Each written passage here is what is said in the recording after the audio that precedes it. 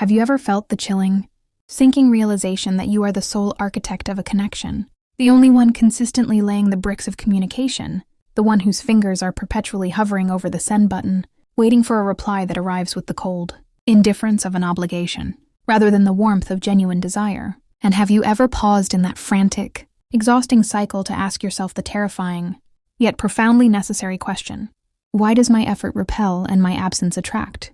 This is not a question of worthiness, but a deep dive into the intricate, often counterintuitive psychology of human engagement, a journey into the factual, observable dynamics that govern attraction, respect, and the delicate balance of power in any relationship, be it romantic, platonic, or professional, because the truth, stark and unsettling, is that the very act of relentless pursuit, the constant anxious reaching out, inadvertently triggers a devaluing mechanism in the recipient's mind, a phenomenon rooted in the fundamental scarcity principle,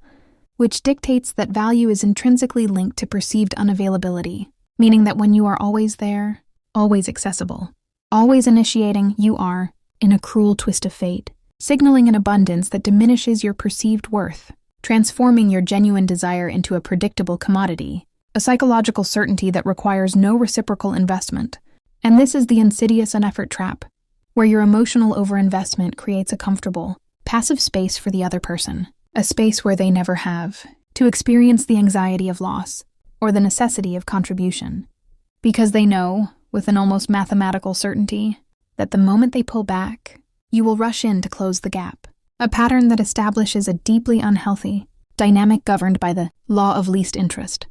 where the individual who is least invested holds the most power, a power they wield not through malice, but through the simple, passive act of existing while you expend all the energy. And the cost of this constant expenditure is not just emotional exhaustion, but a slow, corrosive erosion of your own self-respect, a quiet internal acknowledgement that you are willing to accept a role as the perpetual chaser, the emotional supplicant, the one whose presence is a given, not a privilege, a reality that demands a radical, terrifying, yet ultimately liberating course correction. You must stop. The decision to stop reaching out is not a manipulative tactic, nor is it a childish game of emotional chicken. It is a profound fact-based act of self-reclamation, a strategic withdrawal based on the psychological truth that you cannot build a sustainable connection on a foundation of unilateral effort. And the moment you execute this withdrawal, a silence descends, a void that is initially deafening to you, the former architect of the noise, a silence filled with the agonizing internal monologue of doubt, the fear that this cessation of effort will lead to the permanent dissolution of the connection, that the thread you were desperately holding on to will finally snap. And this is the crucible, the moment of highest suspense, where your resolve is tested against the deeply ingrained habit of seeking external validation through contact. But you must hold the line, understanding that this silence is not an ending, but a necessary disruption of the established equilibrium, a disruption that forces the other party to confront the sudden, unexpected absence of the energy they had become accustomed to consuming. And this confrontation is the precise mechanism by which she comes closer when you stop, because their brain, which had categorized your effort as a background constant, a non-variable in their emotional equation, is suddenly jolted by the realization of a loss, a potential void where a reliable source of attention and validation once stood, triggering a psychological reevaluation of your value, a process that is entirely involuntary and rooted in the human aversion to loss, known as loss aversion theory, which makes the pain of losing something twice as powerful as the pleasure of gaining it, meaning the absence of your effort creates a deficit that they are now compelled to fill, not out of obligation, but out of a newly awakened sense of need, a need that forces them to step into the role of the initiator, to bridge the gap they previously ignored. And this shift is not about control, but about establishing a new, healthier baseline where the connection is maintained by a mutual, reciprocal investment,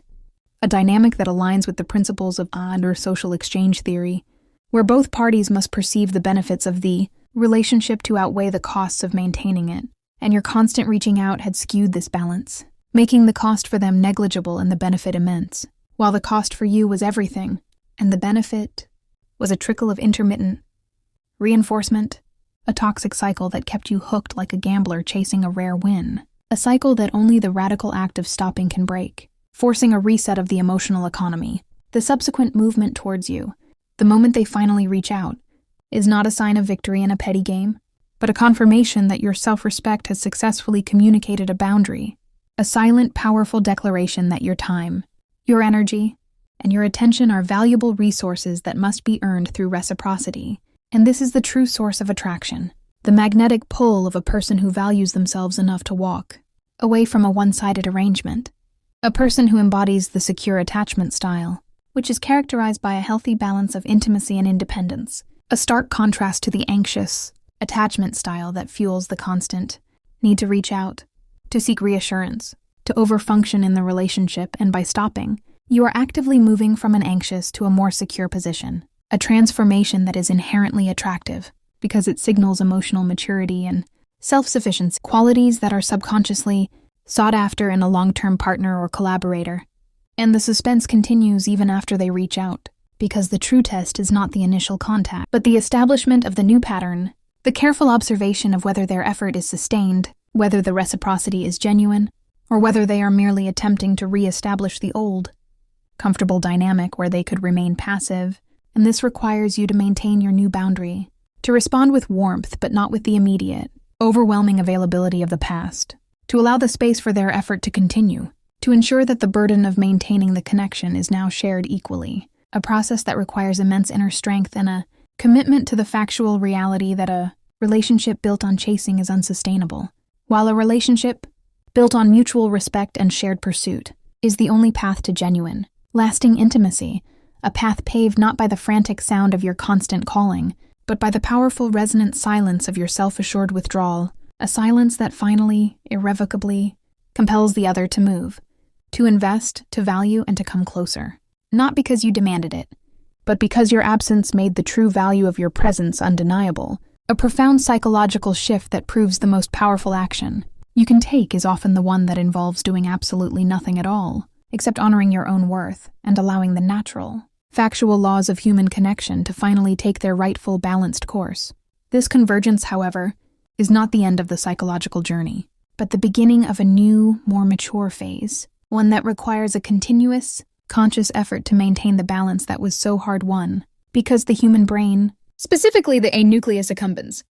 and the ventral tegmental area, which are key components of the brain's reward system, are deeply involved in the formation of attachment and the craving for social connection. And in the old dynamic, your constant reaching out was a form of self-soothing,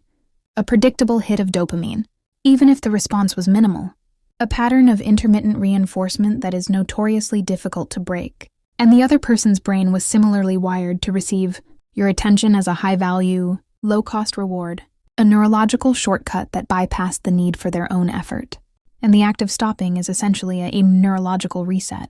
a deliberate withdrawal of the stimulus that forces both brains to recalibrate their reward pathways, a process that is uncomfortable, often painful, but absolutely essential for long-term relational health. And this is where the factual basis of attachment theory, pioneered by John Bowlby and Mary Ainsworth, becomes critically relevant, highlighting that secure relationships are built on a foundation of consistent, reliable responsiveness, not on the anxious pursuit of an unreliable partner. And your previous behavior, the constant reaching, was a manifestation of an insecure attachment style, a learned response from earlier life experiences where love and attention were inconsistent, leading to the belief that effort must be maximized to secure connection, a belief that is demonstrably